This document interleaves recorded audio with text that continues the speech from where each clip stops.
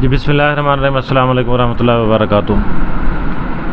देखभाल के सफ़र में खुश आमदीद कहते हैं। आज एक ऐसी बेबसी की सूरत में मैं ये मैसेज रिकॉर्ड करा रहा हूँ कि मेरे पास ना अल्फाज हैं और ना ही इतनी हिम्मत है कि आज हम being a Pakistani, being a मुस्लिम,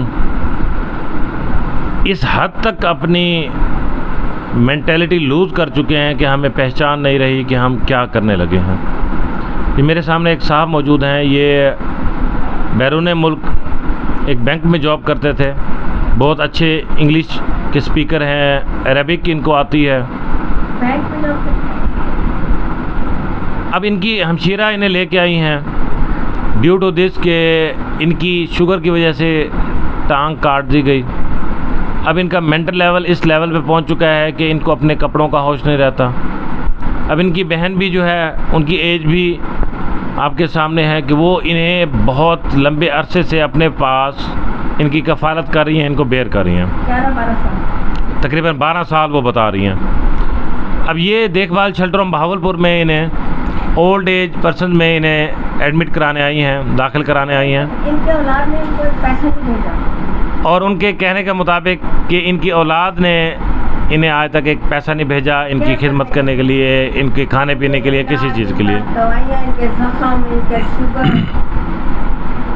बेरहमी है उनकी। वो कहते कि हैं किसी हवाले से उन्होंने कोई पैसे नहीं भेजे, कोई खर्चा नहीं भेजा, कुछ भी नहीं भेजा। लावारिस छोड़ दिया। उन्होंने लावारिस छोड़ दिया और डिक्लेयर किया कि भाई हमारा कोई ताल्लुक़ नहीं है। हाँ, कह दिया। अब वो लेडी कह रही हैं कि भाई अगर आप इन्हें नहीं रखते तो मैं फ़कीरों के पास इन्हें भेज दूंगी या हॉस्पिटल के सामने इन्हें छोड़ दूंगी। आप ये वीडियो में देख सकते हैं इन बुज़ुर्ग को। क्या हमारे पास अब मुआशरे में इस तरह का कोई भी इक़दाम मौजूद नहीं है कि औलाद को रियलाइज़ करवाया जाए कि जिस बाप ने तुम्हारे लिए अपनी ज़िंदगी वक्फ़ कर दी, अपनी उसने सेहत की परवाह नहीं की, अपनी उसने ज़िंदगी पूरी लगा के तुम्हें पाल पोस के बड़ा कर दिया, मगर तुमने आज उसे लावारिस छोड़ दिया। अब उनकी हमशीरा ये कहती हैं, अभी सामने आप उन्हें भी देख रहे हैं, कि मैं इन्हें मज़ीद बेयर नहीं कर सकती, मेरे से अफोर्ड नहीं होता। ये बहुत ज़्यादा ज़िद करते हैं, मेडिकेशन नहीं करते, खाना पीने के हवाले से कपड़ों का होश नहीं है। मैं बहन हो के कहाँ तक मैनेज करूँ। उनकी अपनी एक फैमिली है, उसके बावजूद उनकी हिम्मत है। मैं उन्हें सलाम पेश करूंगा कि 12 साल से वो इन्हें अपने पास रखे हुए हैं, मगर वो औलाद जिनके लिए इन्होंने आज ये दिन देखा कि अपनी टांग कटवा ली, अपनी ज़िंदगी ख़त्म कर दी, सब कुछ कर दिया, वो औलाद दुनिया में इतनी मगन हुई है कि उन्हें कोई होश नहीं रहा। उन्हें पढ़ाया लिखाया और दुबई में उन्हें सेटल कराया। क्या बाहर के मुल्क जाके इंसान इतना बेहिस हो जाता है? इनकी बेगम और जॉब करती हैं। अभी ये बता रही हैं कि इनकी मिसेज भी जॉब करती हैं, हाँ। कि वो बीवी जिसको खावंद के सहारे के बगैर अधूरा समझा जाता है। इन्होंने उनको ट्रेनिंग दिलवाई, ट्रेनिंग भी इन्होंने दिलवाई, सब कुछ किया, खाना पीना सब कुछ, इंक्लूडिंग दिस के उनको कार ड्राइव करना भी इन्होंने सिखाया। मगर जब इन्हें सहारे की और सपोर्ट की ज़रूरत थी, और वो बदनसीब औलाद और वो बदनसीब बेगम जो इनसे ला ताल्लुक़ हो के उन्हें पाकिस्तान भिजवा दिया, और वो आज अपनी बहन के ऊपर बोझ हैं 12 साल से। तो मैं इस टाइम हुकूमत से भी दरख्वास्त करूँगा, हमारे इदारों से भी दरख्वास्त करूँगा कि मुझे बताएं कि हमारा मुआशरा यही तालीम दे रहा है कि वालिदैन जब किसी माजूरी में चले जाएं या बुढ़ापे की हद पार कर जाएं तो इसी तरह उन्हें दूसरों के घरों में लावारिस छोड़ दिया जाता है। अब उनकी बहन के अल्फाज आप खुद सुन सकते हैं साथ, कि वो बेगर्स को सेल करने के लिए तैयार हैं, वो मेंटल हॉस्पिटल में इसे डालने के लिए तैयार हैं। अब वो हमें इस चीज़ के हवाले से फोर्स कर रही हैं कि आप इन्हें देखभाल शेल्टरों में रखें। अगर तो वो हमारे मुताबिक डॉक्यूमेंटेशन पूरे कर लेंगे, हम अपने वसाइल को देखेंगे, क्योंकि हमारे वसाइल महदूद हैं, हमारा चैरिटी सिस्टम है, हम हर बंदे के लिए अलग अलग बंदा नहीं रख पाते। हमारे पास वसाइल हों तो इनके लिए अपनी जगह हो, अपना एक सेपरेट रूम हो, फिर तो हम मैनेज कर लेंगे, अल्लाह खैर करेगा।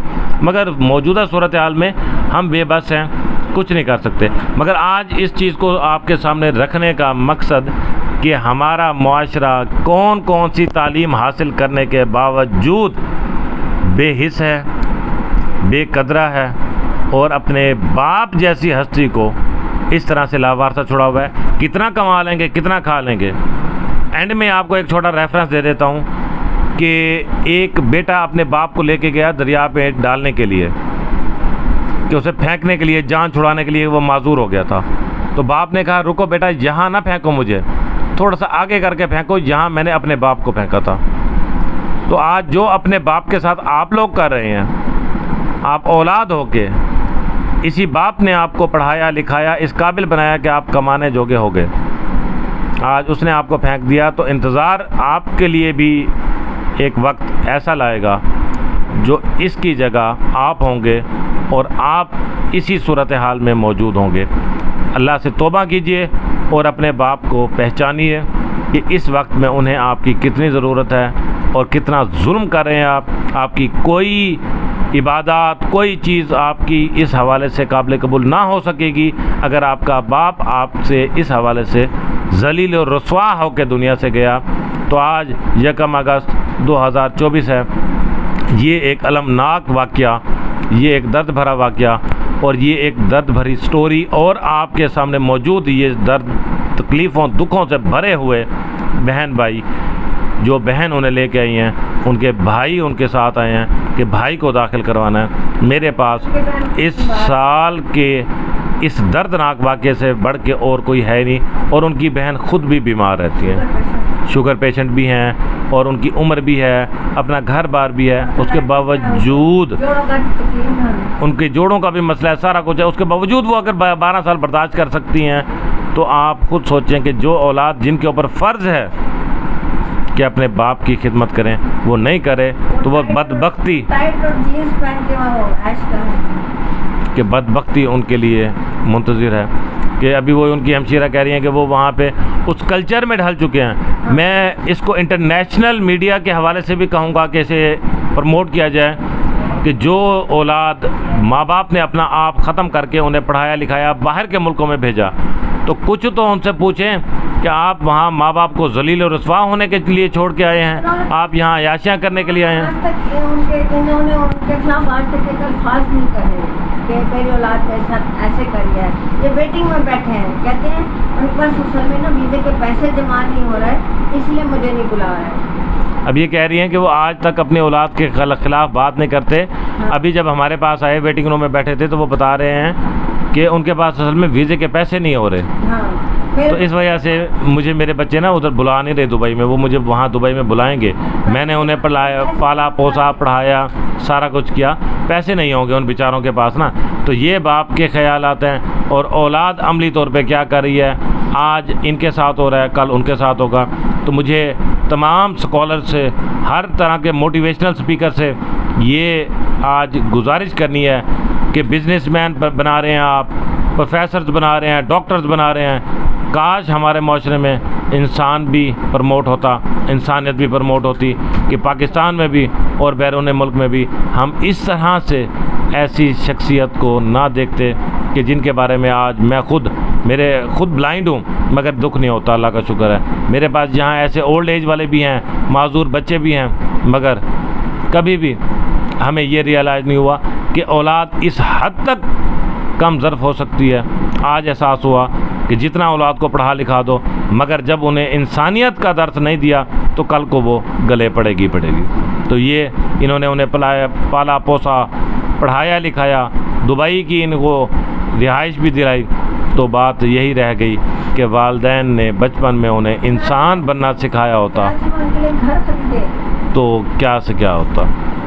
बैरून मुल्क भी उनकी सेटलमेंट की, कराची में उनके लिए घर खरीद के ले दिए इसी बाप ने कि आज उसके पास किसी जगह कुछ भी नहीं है। तो इन्होंने इतना तक किया कि उनके लिए कि शादियां, उनके बच्चों के लिए पाकिस्तान में घर लेके रखे हुए हैं, उनके काम आएंगे।